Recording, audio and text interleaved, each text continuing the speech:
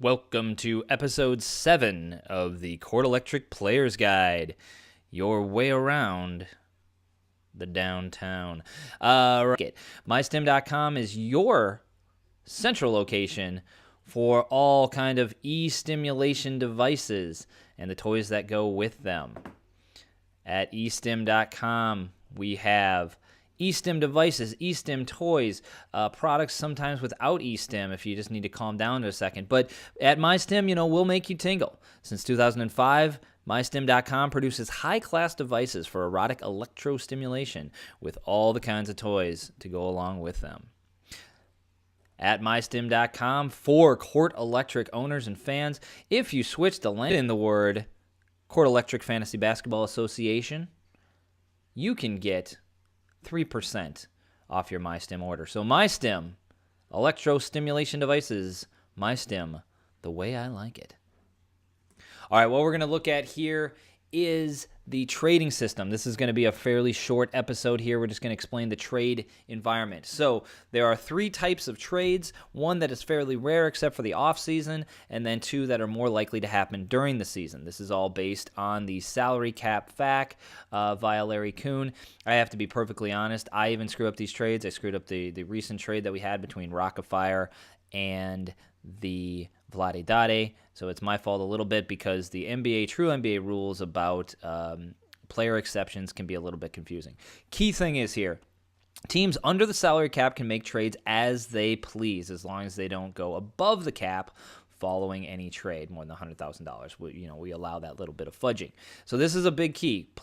Teams under the salary cap can make trades as they please. So if both teams are under the salary cap, you can trade basically any way that you want. You can trade multiplayers for a second-round pick or something, like Rockafire and Scooby Dank just did. Paul Gasol was traded for a second-round pick. Those salaries weren't even close to matching, but because both teams were completely under the cap, and in the offseason, we treat that as the half cap for the keeper, for the veterans, they're pretty much able to trade however the way they want. And this should have happened for the Rockafire Vlade Dade trade as well. Now, if teams are over the cap, then this becomes a slightly more complicated. If you look at the trade money chart that's on the Court Electric program, there are some limitations here. Now, the less restrictive trade value is a $5 million increase in the trade difference that can happen. So, if the team that's sending out the money, if the team that's receiving it, if both of those teams are underneath the cap, and this differs from the 100% under the cap in a totally unrestricted trade, but if both teams are under the cap,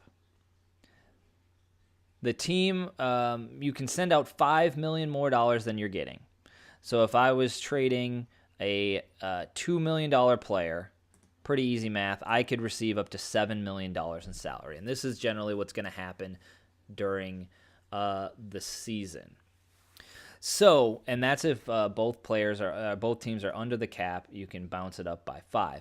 Now, if one of the teams, the team that's getting the salary, if they're going to be over the cap, so if a team is that's receiving the more than $5 million, they're still going to be under the cap, they can use this chart. And I might need to clean up this language a little bit so that's understood. So if I'm receiving more money, but I'm still under the cap, even with that even though I'm absorbing like $5 million more salary than I'm sending out, if I'm still under the cap, you can use this chart under column F. If both teams are over the cap, or even more specifically, if the team that's getting the more money is over the cap, and that's how I'll clarify that language there, if the team that's getting the more money is over the cap, you can only be 25% difference. So you can only receive 125% of what you sent out. So if I've got a team that is over the cap that's getting money, and I send out $2 million, I can only receive back $2.6 million. So that's how those salaries match. As long as the trades match under these charts, there is no vetoing. Any trade is allowed as necessary. So you can kind of, it's sort of self-fixing trades because the salaries have to be reasonably close enough. So that's kind of a self-correction right built into it. So again, I'll clarify this language a little bit, but keep in mind, if you are the team that's getting more salary, if you're under the cap, you can use column F. If you are over the cap, you can only increase your salary by the value listed under column D, and you can just reference that. Trades are very commonly verified with the commissioner's office beforehand because of all this, all these bloody numbers here. So certainly just let us know. If you are trading rookie contracts, well, since 2013, we've already gone through the first round. That's actually based on their real-world salary. If they're future picks, first-round future picks are worth $3 million just as a cap hold. Of course, real-world, it could be a little bit more than that or less than that, depending where you're picking. But the cap hold for picks that have yet to be determined are worth $3 million. Second-rounders are worth $500,000. That is it. Fairly simple episode. We'll come back at you with another one soon. Thank you much. eStim.com.